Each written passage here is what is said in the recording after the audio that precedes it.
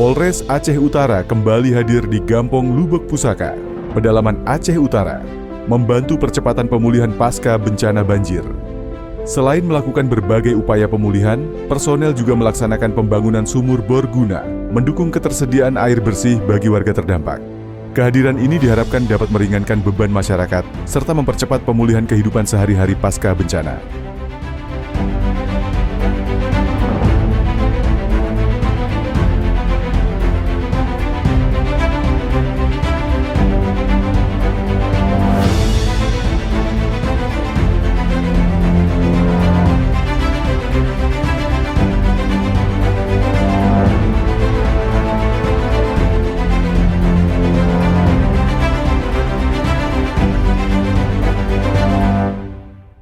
Terima kasih kepada Bapak Kapolri, Bapak Kapolda, beserta Bapak Kapolres serta jajarannya. Hari ini kami selaku masyarakat Dusun Bidadari khususnya Desa Lubek Pusaka telah mendapatkan 2 titik air.